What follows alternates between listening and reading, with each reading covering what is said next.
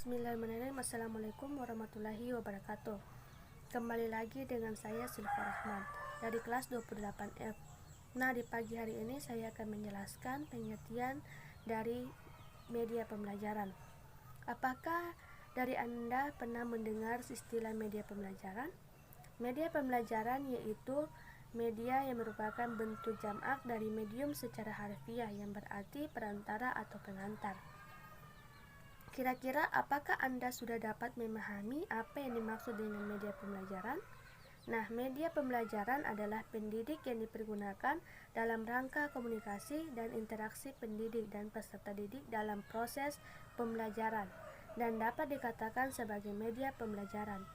Media pembelajaran juga secara khusus dipergunakan dalam proses pembelajaran untuk mencapai tujuan atau kompetensi tertentu.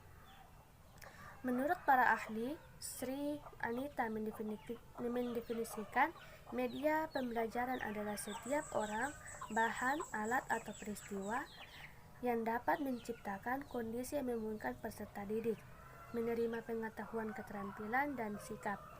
Menurut Sar Asrat mengemukakan ciri-ciri umum yang terkandung dalam batas media sebagai berikut. 1. Media pendidikan memiliki pengertian fisik yang dapat dilihat, diraba, dan didengar dengan panca indera. 2. Media pendidikan memiliki pengertian non-fisik, yaitu kandungan pesan yang terdapat dalam perangkat hardware merupakan isi yang diinginkan dan disampaikan kepada siswa. Ketiga, penekanan media pendidikan terdapat pada visual dan video. 4. Media pendidikan dapat diartikan sebagai alat bantu proses. 5. Media pendidikan digunakan dalam rangka komunikasi dan interaksi antara pendidik dan peserta didik. 6. Media pendidik dapat digunakan secara massal. Nah, tadi berdasarkan pendapat para ahli tentang pengertian media, dan dapat saya simpulkan bahwa media pendidikan hakikatnya adalah perantara yang dipergunakan dalam proses pendidikan untuk mencapai tujuan pendidikan. Nah, media di sini juga merupakan media komunikasi pendidikan karena pendidikan juga merupakan proses komunikasi. Media pendidikan yang dipergunakan dalam rangka komunikasi dan interaksi pendidik dan peserta didik dalam proses pembelajaran yang dapat dikatakan sebagai media pembelajaran. Nah, mengklasifikasi media ke dalam 5 kelompok, yaitu 1. Media berbasis manusia seperti guru, instruksi, tutor, dan main peran atau kegiatan kelompok. 2. Media berbasis cetak, yaitu buku atau penuntun.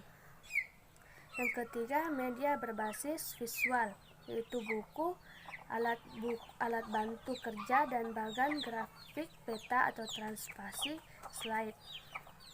Keempat, media berbasis audio atau visual, yaitu video, film, program, slide, tape, atau televisi. 5. Media berbasis komputer, yaitu pengajaran yang bantu komputer interaktif, video.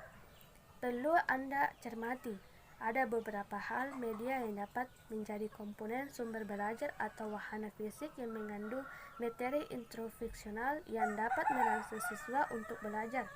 Pengertian ini mengandung makna bahwa media merupakan komponen sumber belajar atau wahana fisik yang mengandung materi instruksional di lingkungan siswa yang dapat menarik perhatian siswa untuk belajar.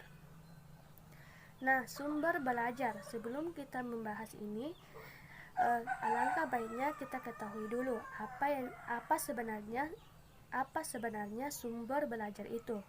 Nah, sumber belajar dapat diartikan sebagai semua sumber data manusia atau barang dan dapat dipakai oleh pelajar sebagai suatu sumber tersendiri dalam kombinasi untuk memperlancar belajar. Dalam hal ini, sumber belajar meliputi pesan, orang, material, alat, teknik, dan lingkungan. Sumber belajar terbagi menjadi dua, yaitu sumber belajar desain. Sumber belajar desain yaitu belajar yang tinggal memakai yang memanfaatkan. 2. Sumber belajar desain yaitu sumber belajar yang secara khusus dikembangkan sebagai komponen sistem instruksional yang diharapkan untuk membantu kemudahan kegiatan belajar yang bersifat formal ataupun non-formal dan mempunyai tujuan tertentu. Dengan demikian, sumber belajar jenis ini harus dianalisis, dirancang, dan kemudian baru dikembangkan sesuai dengan kebutuhan, tujuan, dan materi serta karakteristik isi belajar siswa, agar hasil-hasil mereka benar-benar memudahkan belajar. 2.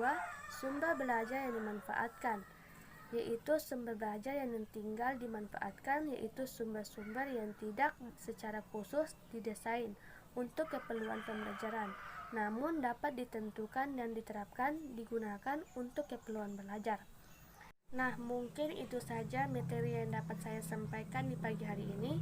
Lebih dan kurangnya datang dari saya pribadi. Wabillahi taufiq wal hidayah. Wassalamualaikum warahmatullahi wabarakatuh.